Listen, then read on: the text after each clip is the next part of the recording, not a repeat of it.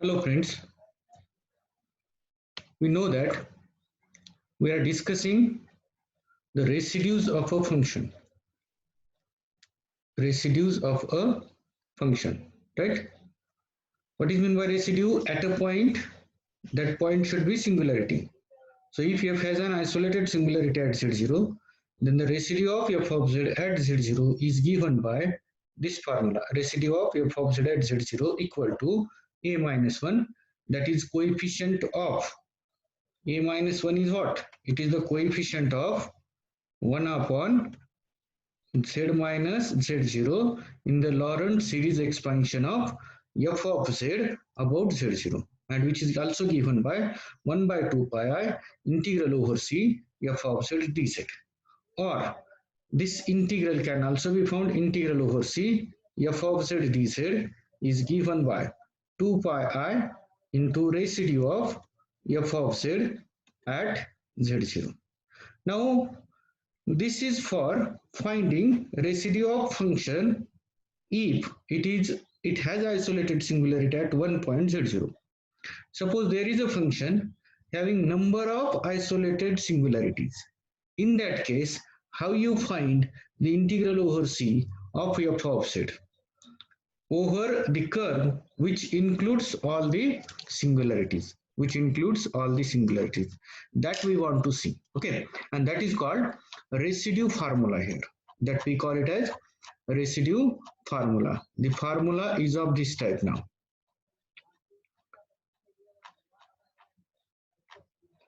we call it as either residue theorem or residue formula. Okay, and it is like this. Residue theorem, we can also call it as Cauchy's residue theorem. If f is analytic in a domain D, except for isolated singularities at a1, a2 up to an, that is number of isolated singularities in the domain, then for every closed contour gamma in D on which none of the points ak lie, we have integral over gamma f of z dz equal to 2 pi I summation over all k equal to 1 to n of gamma ak. We know that what is n of gamma ak? It is the index of this gamma around ak. That means number of times gamma is rotating around ak, right, into residue of f of z at ak. So we have to take sum of all the residues multiplied by this one. Okay, so each residue, if residue of f of z about ak into number of times that gamma rotated about ak, and it's a summation. So this is called Cauchy's residue theorem. We know that n of gamma ak equal to 0 if your curve doesn't rotate about ak. Then n of gamma ak equal to 1 if our curve gamma rotated about ak only once, that is only once. If we take one more, again gamma is like this, then 2 n, then 3, and so on. Okay, this is like that. So if ak is not contained in this gamma and it is contained here, then n of gamma ak will be, if this is gamma, then n of gamma ak will be equal to 0. That is number of times rotating this curve around ak is 0. Okay, that we know that. So from this residue theorem, we can again find the integral of a function around a curve in which number of isolated singularities are present. Okay, so first of all, we will prove it. Since gamma does not pass, we have given gamma does not pass through any of this, means any of this isolated singularity not on that gamma. Since gamma does not pass through any of edges, we can choose delta 1, delta 2 up to delta n so small that for every j is equal to 1 to up to n, no two circles gamma j where z mod of z minus aj, that is circle having center aj, radius delta j, intersect with each other. So what we are doing, suppose a1, a2, a3, here is something a4, A5 and so on, right? And we are considering a gamma. No singularity is on this curve gamma. It is like that. So we can make a small circles around all these singularities. Around all these singularities. We can take the neighborhood. And neighborhood with center A1 and radius delta 1. So I will call it as gamma 1. Gamma 2 is the circle which is the part of this one having center at A2 and radius delta 2, similarly A3, similarly A4, similarly A5. So we can make small circles there. Gamma j, gamma 1, gamma 2, gamma 3, gamma 4 up to so on. Okay. So for every j is equal to 1 to n, no two circles gamma j with center aj radius delta j intersect with each other. You can make like this. Very small delta j you can take. Every circle vj lie inside gamma and every circle must lie inside gamma we can take. Okay. Since aj is an isolated singularity of f and f admits a Laurent series expansion of the form, we know that for every function f of z has an isolated singularity a1. So your f of z can be written as n from minus infinity to infinity anj z minus ajn in a circle having center aj radius delta j. That means we have first f of z in this way, summation n from minus infinity to infinity an j means I will call it as 1 z minus a1 to the power n for this is expansion in mod z minus a1 less than delta 1. Okay, this will be there. Similarly, f of z will be of that type also for each j is equal to 1 to n. This holds for each j. So f of z can also be written as n from minus infinity to infinity an to z minus a2 to the power n where 0 less than mod z minus a2 less than delta 2 and so on. So we know that when Laurent series expansion is there, we know that if you have given a point a0 that is singularity and other than singularity, if we want to find Laurent series expansion, so f is analytic except a0 in this part means that is in analysis, then f can be expressed as this Laurent series expansion. So for each j, so for each of this ai, you can write this expansion. Fj is equal to summation n from minus infinity to infinity anj z minus aj to the power n. We denote the principal part of fz at each of these isolated singularities by pg of z is n from minus infinity to minus 1 anj z minus aj to the power n. We know that for each of this expression, so fz is equal to regarding a1 singularity a1, fz will be regarding singularity a2, fz will be regarding singularity a3 and so on.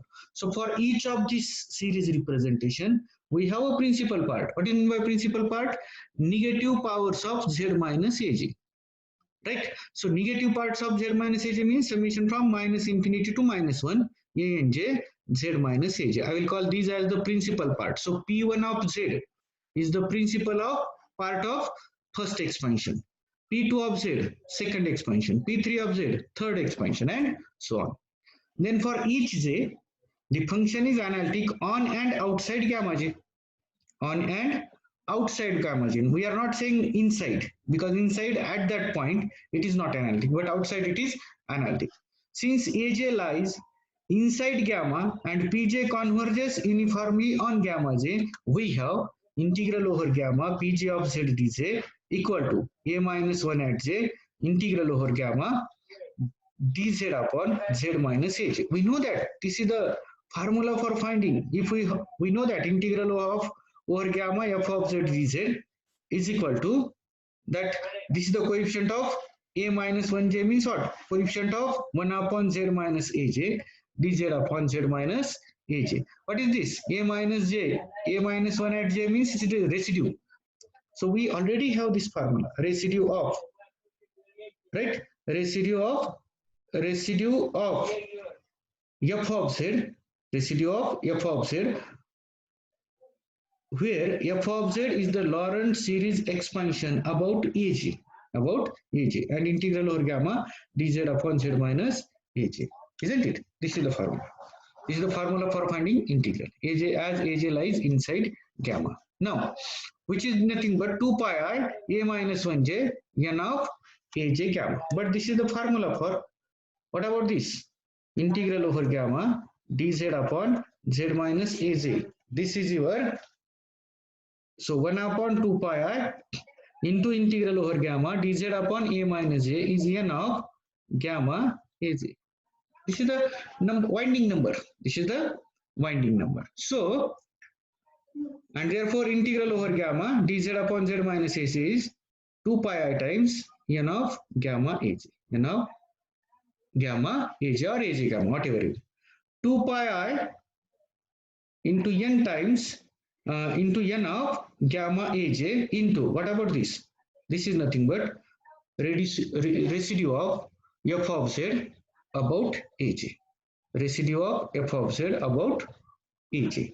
Residue of f of z about Aj. So for j is equal to 1 to n. Now, if we subtract the principal part Pj of z from f, it follows that the function g defined by this difference gz equal to fz minus summation from j is equal to 1 to n Pj of z is analytic in d except these isolated singularities. So you are removing this part. If I remove this part means what? Only analytic part will be there. Gz will be the analytic part. So if we remove principal part, only remain analytic part. We are deleting principal part regarding each of these singularity. So summation from j is equal to 1 to n Pj of z, we are repeating, we are deleting it. So this gz, which is fz minus principal part, is now analytic in this domain. So it follows that all the edges are removable singularities of g, and by Cauchy's theorem, we know that if g is analytic except at some point, then integral over gamma gz with respect to z is always equal to 0. And therefore, consequently, this equal to 0.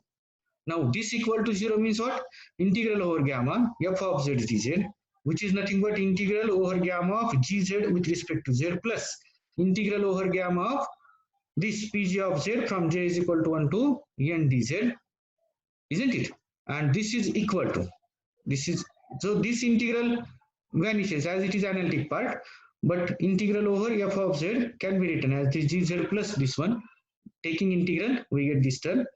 So as this is equal to 0, now summation from k equal to 1 to n taken outside integral over gamma pk of z dz, k from 1 to n, which is equal to 2 pi r summation from k is equal to 1 to n of ak gamma into residue of f of z ak. From here this we get integral over gamma pk of z dz. I think integral over gamma pj of z dz is 2 pi into winding number of gamma around aj into residue of f of z ag. So we have used this one, pk of z dz 2 pi I n of gamma ak residue of f of z ak. So for this integral over gamma pk of z dz, we have used 2 pi I n of ak gamma residue of f of z ak. And this we want to show. So integral over gamma f of z dz equal to 2 pi I summation from k is equal to 1 to n winding number of gamma around ak into residue of f of z at singularity ak. Okay. In most of the applications, gamma will be a simple closed contour with positive orientation, and hence in this case n of gamma ak is 0 if ak is unbounded component of c minus v gamma, and equal to 1 if ak is inside gamma. That means what? We already found winding number of ak is simple closed. Simple closed means it is rotating only once. So if ak lies inside, then n of gamma, and gamma is this one, positive orientation, then n of gamma about ak is always equal to 1, and if ak lies outside this, then it is equal to 0. That is, ak is unbounded component of c minus this gamma. If I c minus gamma, then somewhere here ak is there, so unbounded component. Okay, so by this we have one residue formula, that is integral over gamma f of z dz equal to 2 pi I times summation of all residues of f of z at ak. So that can be written as k from 1 to n, no doubt, a from 1 to n. So integral over gamma f of z dz 2 pi I addition of residues of all residues of f of z about or at all singularities. Here the sum is taken over all ak's inside gamma. Inside gamma. So if each of singularity is inside gamma, then integral over gamma f of z dz is nothing but 2 pi I times sum of all residues. Sum of all residues. Now for the simple closed contour gamma in D, your n of this term, this is equal to 1. This is equal to 1. So what we get? Integral over gamma f of z dz is 2 pi I times summation from k is equal to 1 residue of f of z ak. That we have taken on, nothing else. Okay. For example, let I alpha is integral over mod z equal to 1 real part of z upon z minus alpha with respect to z, where mod alpha not equal to 1, where magnitude of alpha not equal to 1. For that we are considering it. That means what? Your alpha is not point on this circle. Alpha is not a point on this circle. That alpha is, we are considering inside circle or outside circle. For mod z equal to 1, we have real part of z is given by z plus z inverse divided by 2. How we get real part of this in this way? X plus z to the power minus 1 upon 2, that we are taking. What is your z? Z can be written as either x plus iy or e to the power I theta, in both ways. Now, what is z plus 1 by z? Z is x plus iy. Here x is called real part, y is called imaginary part. So x plus iy plus 1 upon x plus iy divided by 2. This is z plus z inverse. It is not conjugate, it is z to the power minus 1. So this becomes x plus iy plus multiplying and dividing by x minus iy. We get x minus iy divided by x square plus y square and divided by 2. It is like that, isn't it? Multiplying and dividing. Or any other term is also there, but for a while we will go for it. X plus iy plus what we get divided by 2. So what about this now? X plus iy plus 1 upon x plus iy divided by 2. That can be written as x plus iy whole square plus 1 divided by 2 times of x plus iy. Okay, x plus iy whole square is x square minus y square plus 2ixy plus 1 divided by 2 times x plus iy. Okay, it is somehow difficult. I will show by one other method. I will show by this method also. Okay, by this method also we will show it. Yes, z equal to e to the power I theta, z to the power minus 1 equal to 1 upon e to the power I theta, that is e to the power minus I theta, e to the power minus I theta. Okay, this is z to the power minus 1. Now z plus z inverse divided by 2 gives z is what? E to the power I theta plus e to the power minus I theta divided by 2. But we know that e to the power I theta is cos theta plus I sin theta, and this is cos theta minus I sin theta. This is equal to cos theta plus I sin theta, right? Now, so we get whole divided by 2. We get 2 cos theta upon 2 because plus I sin theta minus I sin theta cancel, and we get only cos theta. And what is cos theta? Cos theta is real part of z, sin theta is imaginary part of z.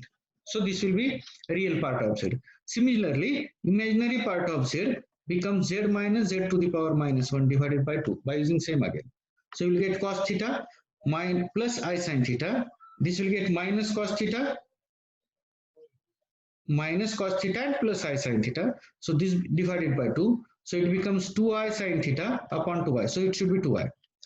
So if z is any complex number, then real part of z is z plus 1 by z upon 2. That can be written as z plus 1 by z upon 2. And imaginary part is z minus 1 by z upon 2i. Z minus 1 by z upon 2i. So let I alpha is this one. So therefore I alpha equal to 1 by 2, right? 1 by 2. Why we have written 1 by 2 there? 1 by 2 because of this real part of z upon z minus alpha. So 1 by 2 f of z, where f of z is what? Z plus z inverse divided by 2. 2 is we have taken here. So we get z plus z inverse upon z minus alpha. Z plus z inverse means z plus 1 by z. So we get z square plus 1 divided by z and divided by 2. 2 can be taken outside. So we get z square plus 1. Z square plus 1 upon z into whole divided by z into z minus alpha. This is equal to z square plus 1 upon z square if alpha is 0. So if I put alpha equal to 0 there, we get z square plus 1 upon 0. And if alpha is non-zero, then it becomes as it is, that is z square plus 1 upon z into z minus alpha. That can be written as z square plus 1 upon alpha into bracket 1 upon z minus alpha minus 1 upon z. How? These are same. This one is same as this one. See, cross multiplication. Z minus z plus alpha. So numerator is what? Z minus z plus alpha, and denominator is z into z minus alpha. So plus z minus z cancel. We get alpha upon z into z minus alpha now. This alpha cancels with alpha. We get denominator as z into z minus alpha. So this is same as this one. Only representation is in other way. Okay. So this term and this term is same if alpha is not 0. And this term, if alpha is 0, then what we get? Z square plus 1 upon z into z, that is z square, if alpha is equal to 0. Now to compute the integral, we may either use the Cauchy's integral formula or the residue theorem. First of all, note that residue of f of z at a point 0 is 0 if alpha equal to 0. Why? If alpha equal to 0, your this given function is z square plus 1 upon z square. That can be written as 1 plus 1 upon z square. So this is the Lorentz series expansion of f of z, right? About z equal to 0, right? And the coefficient of 1 by z is 0 here, which is the residue of this function, and therefore residue of f of z about 0 is 0 if alpha equal to 0. That is I alpha equal to 0. That is I0 equal to 0. I need what? I0, not I alpha, but I0 equal to 0. I0 equal to 0. That is integral. If alpha equal to 0, then I0 becomes 0 there. When mod alpha greater than 1, then there is one more thing. It may, now mod alpha is not equal to 1. It may be equal to 0 or greater than 1, or lies between 0 to 1. Lies between 0 to 1. Okay, that is the case. When mod alpha greater than 1, the Cauchy's integral formula gives I alpha is equal to 1 by 2 integral over mod z equal to 1. Z square plus 1 upon z into z minus alpha is there. So upon z minus alpha upon z is there. I will take. As this function, this is 0 minus 0. So as 0 is the singularity of this function, so this I will write f of z upon z minus a. So Cauchy's integral formula, what Cauchy's integral formula says that f of a is equal to, I think 1 by 2 pi I integral over f of z upon z minus a dz. Right? This is f of a. That is 2 pi I times f of a will be there. If. Now here if a is 0, then this becomes f of 0. 2 pi I times f of 0. Now as this is analytic everywhere, right? Therefore this numerator we have analytic here. So 2 pi I, this one divided by 2 into z square plus 1 upon z minus alpha at z equal to 0. That is f of 0. Okay, so put z equal to 0 here, we get 1 upon minus alpha. So 2 pi I upon 2 into minus 1 by alpha. 2 cancels, we get minus pi I by alpha. So this is I alpha if mod of alpha greater than 1. When mod alpha is greater than 0 and less than 1, this is the third case. Mod alpha equal to 1 first case, mod alpha greater than 1 second case, and mod alpha lies between 0 and 1 third case. In this case, we see that residue of f of z about 0 is minus 1 upon alpha. Why? If it is not equal to 0, then what about residue of f of z about 0 minus 1 upon alpha? How? Again residue. What is the residue for finding? Residue, formula for residue. Residue is given by residue at z0 is given by limit as z tends to z0, z minus z0 into dn minus 1. If n times it is operated, this is dn minus 1 upon dz raised to n minus 1 of that function, right? At z equal to z0, limit at z equal to 0. As it is simple pole, so we get limit as z tends to 0, z into, there is no derivative, 0th derivative, n equal to 0, therefore 0th derivative of same function now. So we have to take z times. Now z cancels with z, we get limit as z tends to 0 of z square plus 1 upon z minus alpha. Now take z tends to 0, we get 0 plus 1 upon 0 minus alpha, that is minus 1 upon alpha. So residue of this function at z equal to z0 is minus 1 upon alpha. And residue of f of z about alpha now. Now about alpha means we have to take this function in this way. In that case, your function becomes 1 by 2 into z square plus 1 upon z divided by z minus alpha. So we have to take z equal to alpha here, z equal to alpha here, and so that we get it as residue of this f of z whole is 1 by 2 times. So you will get this one. So you will get, by putting z is equal to alpha, alpha square plus 1 upon alpha, alpha square plus 1 upon alpha. So here f of z is this one, your f of z we have taken this one, okay, alpha square plus 1 upon alpha. And so if 0 less than mod alpha less than 1, then Cauchy's residue theorem gives us, we have to take, as 0 is the isolated singularity and alpha is also isolated singularity of this function, right? 0 is isolated singularity as well as alpha is also isolated singularity of this function. So what we can say here, therefore I alpha gives 2 pi I divided by 2. 1 by 2 is as it is, because of 1 by 2 is for the both of these. 2 pi I times this one. 1 by 2 times residue of f of z about 0 plus residue of f of z about alpha. So 2 pi I upon 2. This is the residue of f of z about 0, residue of f of z about alpha. So if we solve this, 2 cancel, we get pi I into now minus 1 upon alpha plus alpha square plus 1 upon alpha, as denominator is same, so we get minus 1 plus alpha square plus 1 upon alpha. So alpha square upon alpha is alpha only. So pi alpha I. So what we get, for mod alpha is greater than 0 and less than 1, then integral of I alpha becomes pi alpha I. If mod alpha greater than 1, then integral becomes this one, minus pi I upon alpha. And if alpha mod alpha equal to 0, then integral becomes 0. In the same way, you can solve this also. For mod alpha not equal to 1, integral over gamma mod z equal to 1, that is integral over a circle having center, origin, radius 1 of imaginary part of z upon z minus alpha, this is not a, this is alpha with respect to z is 0 if alpha equal to 0. For alpha, mod alpha greater than 1, it is pi by alpha, and if it is lies between these two, it is pi into alpha. Again, same process is there.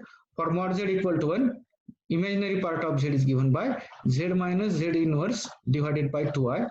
So I alpha becomes 1 by 2i integral over z, integral over mod z equal to 1, f of z dz, where f of z is this one. Z minus z inverse means what? Z square minus 1 upon z, right? So 2i has taken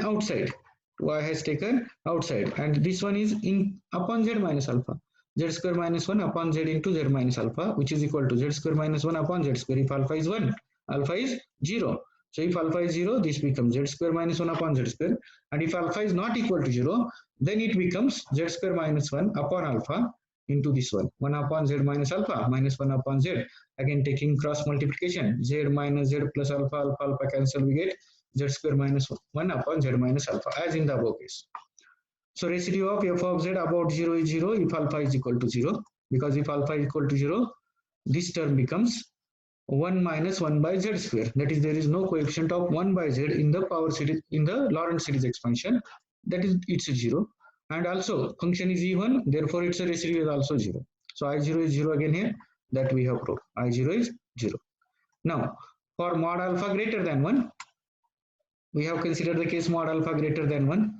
In the similar as in the previous example, I alpha becomes 1 upon 2i integral over mod z equal to 1, z square minus 1 upon z minus alpha upon z. So take, to find the residue, we have to take 2 pi I upon 2i as it is. Residue of this one is by putting z is equal to 0 here. So we get, by putting z is equal to 0, 1 by alpha, that is pi upon alpha. When 0 is less than mod alpha, so 2 cancel, I cancel, we get pi alpha. Where if a mod alpha lies between 0 and 1, then we say that residue of f of z about 0 is 1 by alpha, and residue of f of z about alpha. Now, for finding alpha, it will be z square minus 1 upon z at z equal to alpha. At z equal to alpha. So we get alpha square minus 1 upon alpha as the residue. Therefore, the Cauchy's residue theorem gives I alpha is 2 pi I upon 2i, 2 pi I upon 2i as it is, residue of f of z about 0 plus residue of f of z about alpha. So 2i cancel, we get pi into 1 by alpha plus alpha square minus 1 by alpha. So you get alpha square by alpha, that is only alpha, and so you get pi alpha. Okay, so in this way you can find the integral of given term, okay. Extended, before to see the extended, we will go for residue at infinity. Residue at infinity. Up to here we found the residue at finite point, and where finite point is singularity at that point, z equal to z0 is the singularity. Now if singularity is z equal to infinity, z equal to infinity singularity means if this is a complex plane, then it should be in extended complex plane. Very large, its modulus is very high or very big modulus. It is a number whose modulus is very big number. So residue of f, we define the residue of function at z equal to infinity in this way. Residue of f of z at z equal to infinity is 1 upon 2 pi I integral over c bar, that is c minus f of z dz is equal to minus of a minus 1, where c minus is set of all those z such that mod z equal to 1, which is strictly greater than r. M sufficiently large. We have taken a large circle, very large circle in complex plane, and c bar transfers in the clockwise direction. If it is clockwise direction, then we have to take domain in the left hand side. So the domain in again left of that. So very big circle, its a domain outside that circle. Its a domain is outside circle. Why outside that circle we have to consider? Because infinity is again outside that circle. So infinity must lie in that domain. That's why we have taken this. And C plus denote the positively oriented circle, mod z equal to m. Right? And the domain means it's a direction in this, means its a domain should be like this. Okay. And m sufficiently large so that finite number of singularities in C will be inside C0. C0 is in interior of this one. So finite, all finite singularities must lie inside that circle, and only infinity singularity lie outside that circle. Such a circle we have to consider, and it's a clockwise direction we have to consider for infinity, and for finite singularities we have to consider a positive direction, that is anti-clockwise direction. In other words, residue of function f of z at infinity is the negative of coefficient of 1 by z in the Laurent series expansion of f of z at point at infinity. We have to take minus of a minus 1. A minus 1 is not residue at z equal to 0 here, or there at z equal to z0 here, right? This is a minus 1. A minus 1 is the coefficient of 1 by z if your f of z is expanded about infinity, not about z0. Expanded about infinity means it should be in this way, z minus infinity power of. Okay, that is the case there. So note that here a minus 1 is neither a residue of f at infinity nor a residue of f at z equal to 0.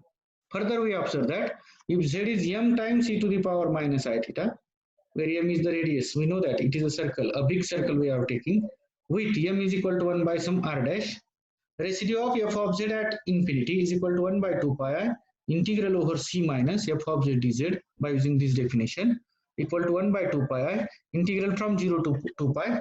Whatever direction is there, theta is from 0 to 2 pi for a circle. F of z is here m e to the power minus I theta into its derivative minus m into I e to the power minus I theta into d theta, which is equal to 1 minus we have taken outside, minus 1 upon 2 pi I integral from 0 to 2 pi f of 1 upon, what is m? M is 1 upon r dash, and my e to the power minus I theta can be written as division.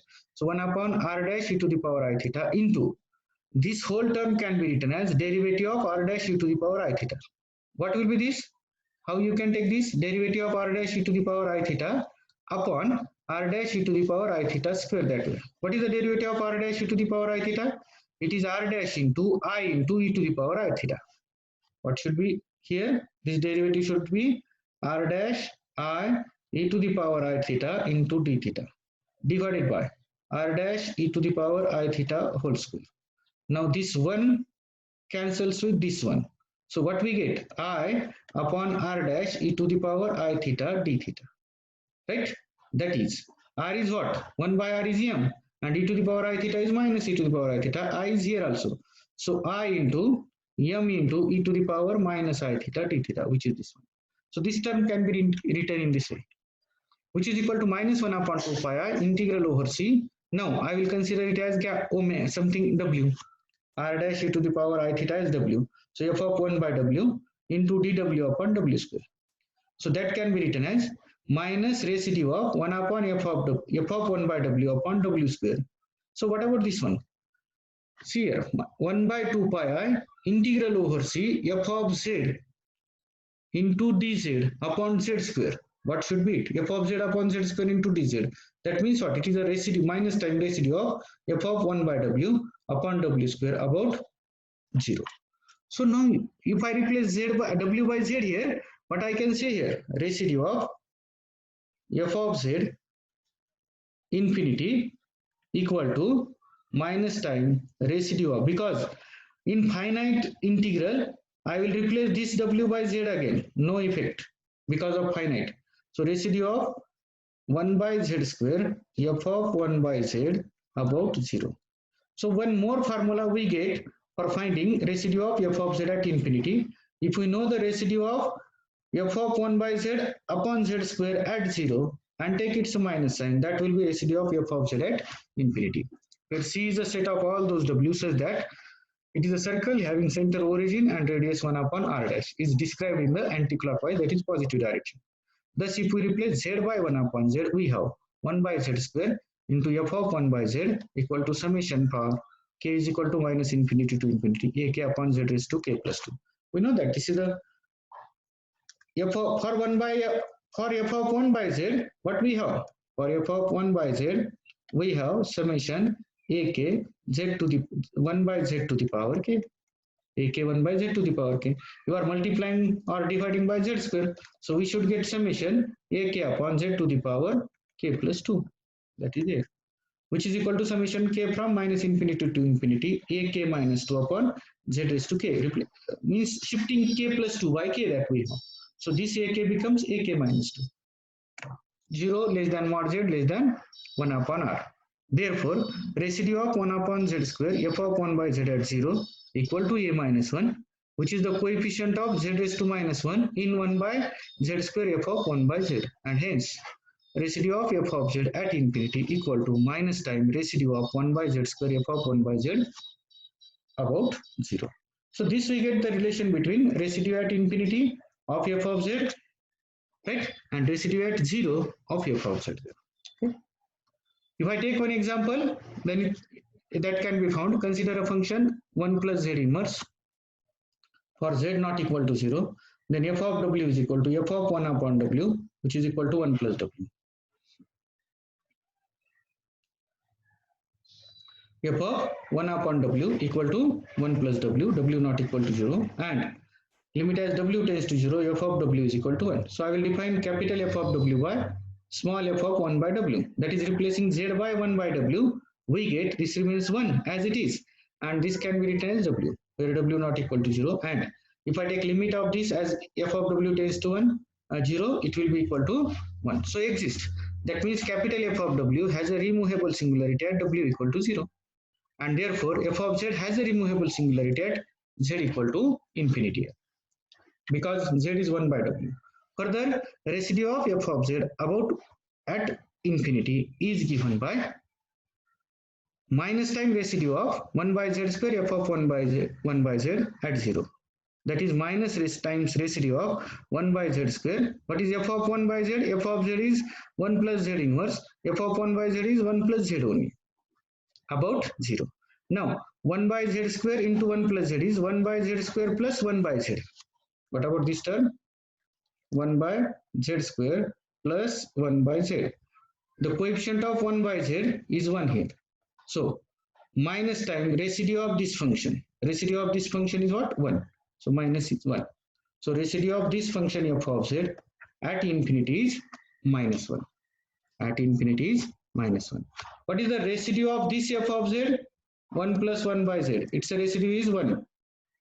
So residue of 1 plus 1 by z is 1, and residue of at 0, residue of 1 plus 1 by z at infinity is now minus 1.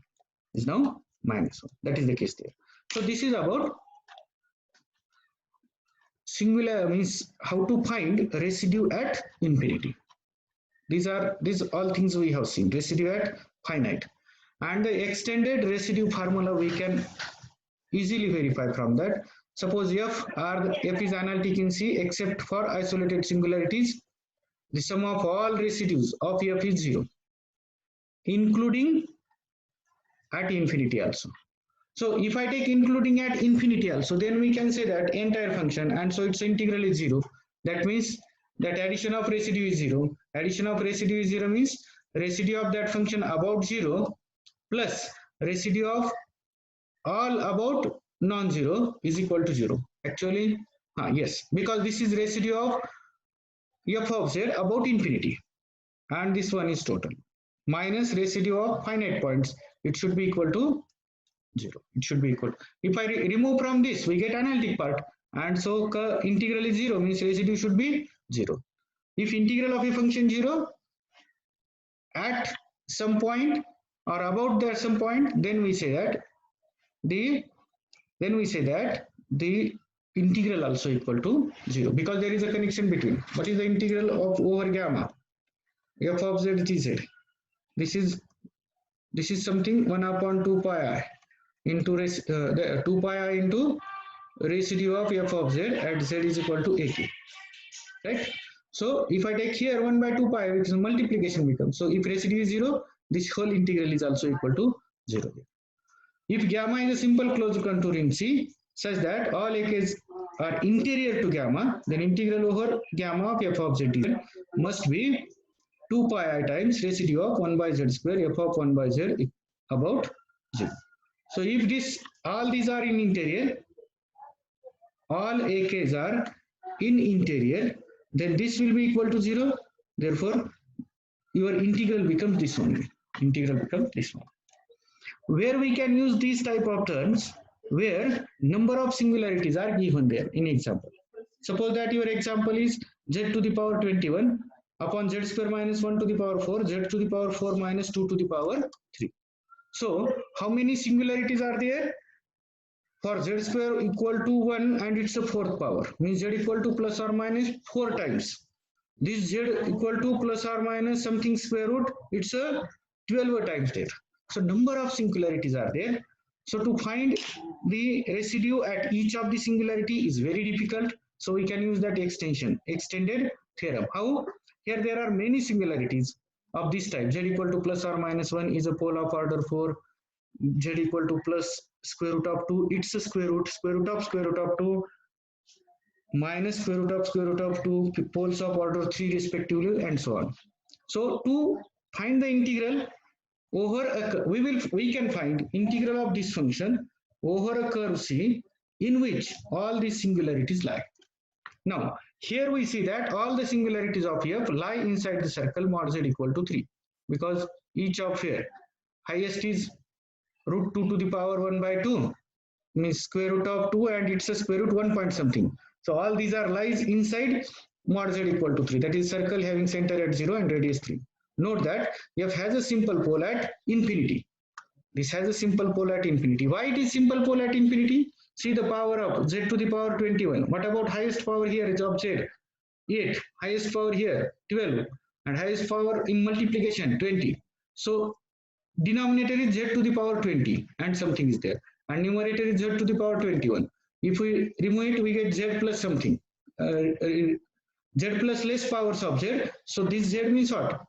Z has a simple pole at z equal to infinity. Z has a simple pole at z equal to infinity. So note that f has a simple pole at z equal to infinity. Sorry. Note that f has a simple pole at z equal to infinity. Therefore, residue of f of z at infinity is nothing but minus times residue of 1 by z square f of 1 by z at 0. That is equal to minus residue 1 by z square. This is f of 1 by z. Replacing z by 1 by z here. You are getting this. Residue minus times residue of 1 by z square 1 by z to the power 21 and then 1 minus z square upon z square power 4 1 minus 2z raised to 4 upon z raised to 4 to the power 3 and so on. Okay, so 2 plus 21 that is 23. This is z to the power 23 into this is z raised to 8 in the numerator, z raised to 12 in the numerator, 1 minus z square to the power 4 1 minus 2z 4 to the power 3. So 8 plus 12 20. 20 means z to the power minus 3 into 1 upon means 1 upon 1 minus z square to the power 4 can be written as 1 minus z square to the power minus 4 and this to the power minus 3. If we expand it and multiply by z to the power minus 3. If we expand it, you get 1 plus 4z square plus 10z raised to 4. To find the residue, we need only coefficient of 1 by z here. We need only coefficient of 1 by z. So what is the coefficient of 1 by z? So z to the power minus 3 into z to the power 2. Here this multiplication becomes 4 times 4 by z. And there is no other term. Because this term is 1, this term is 6z to the power 4 and all powers greater than 1 are there. Powers will be greater than 1. So only there is one term having the coefficient 1 by z. So there is this term will be there 4 by z. And so coefficient of 1 by z is 4 and so minus 4. So residue of f of z at infinity is what? Minus 4. And therefore integral over mod z equal to 3 f of z dz is minus 2 pi r times residue of f of z at infinity. If we take all the singularities in that circle by extended theorem, so that will be 8 pi I. That will be 8 pi I. So we have this one is there. That is residue of f of z at z equal to infinity 2 pi r times integral over gamma. If gamma is a simple closed contour in C such that all AK is interior to gamma. Therefore, this integral of this type. And so this is the application to find integral over a curve of this f of z, where that curve should be such a curve in which all the singularities must lie. Okay, so this is about residue theorem and applications of residue theorem. We will stop here. Some other part we will see in next lecture.